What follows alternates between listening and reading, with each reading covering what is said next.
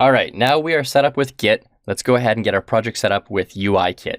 Now, I know a lot of people want to learn Bootstrap, and that's fantastic. But UIKit, when it comes to just whipping up a website really, really quick, is extremely powerful. Bootstrap is extremely powerful, don't get me wrong. Foundation is fantastic. All these frameworks are amazing.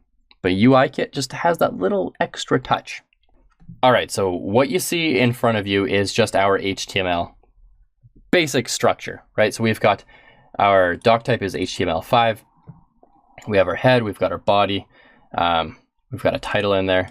All I did was link UIKit CSS to us using Cloudflare. I've also put in jQuery and UIKit min.js and its icons.js. Now, if you don't know how I got that, go to getuikit.com and click Get Started and basically installation.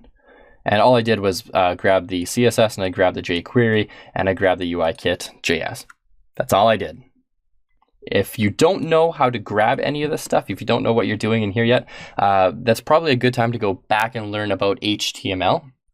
I've got the Ultimate HTML Developer course. Type that into Google, maybe put my name in there and you'll be able to find it. But you should be familiar with this by now. Now I'm going to remove that and all I'm going to do is save. Go back to Chrome, refresh my page, nothing shows up.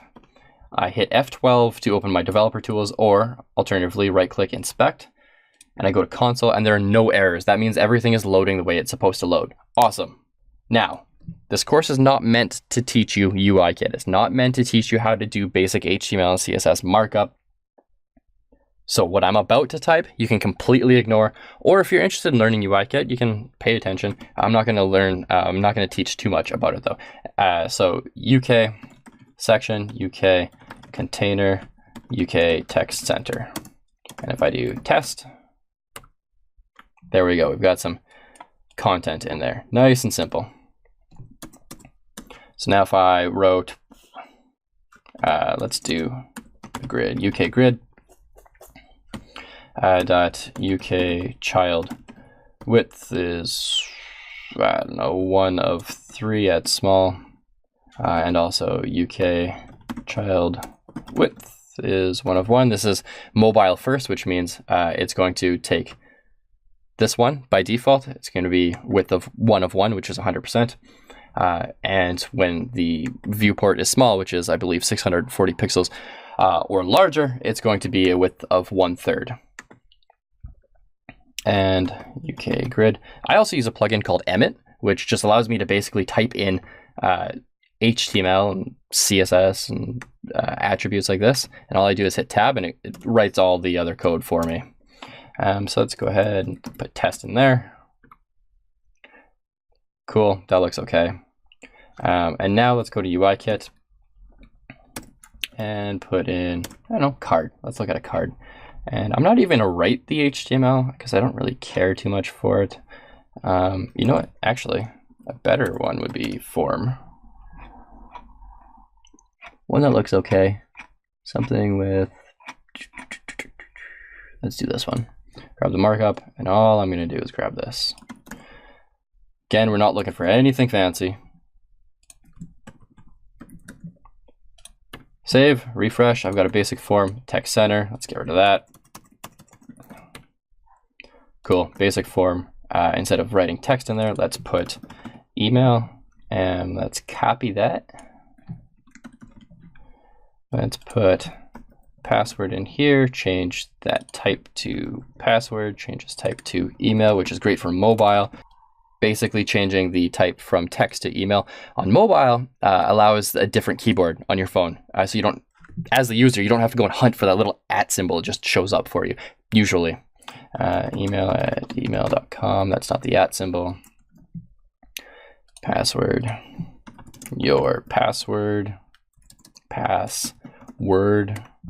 Spelling and typing properly today is clearly not my strength. Get rid of all that. Save, refresh, there we go. And we need let's go ahead and actually copy this over. We need a submit button. Get rid of that. Actually, all we needed was the UK margin. Then button. if you're familiar with CSS, you know that that would select all the buttons. Then we do UK button default type is equal to submit and login. So now we have a basic login form, right? Nothing fancy, but this does the job. So do these need to be required? Let's do yes. Required is equal to required.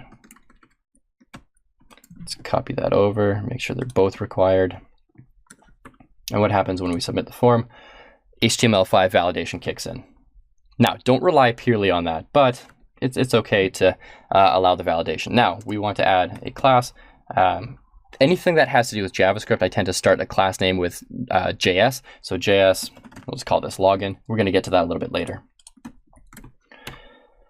And now we have our basic login page. Awesome. Okay, so what I want to do is I don't want to have to include that on every page, and I don't want to have to include a lot of the head stuff on every page, and I want to include a config and all that stuff. So in the next lesson, in the next video, what I'm going to do is I'm going to clean this up a little bit.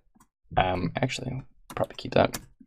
And instead, we're going to put these into their own files so that if we ever needed to change the version of jQuery, we could just change this from like 3.21 to 3.22, and it'll take effect on every page that the footer is being loaded into.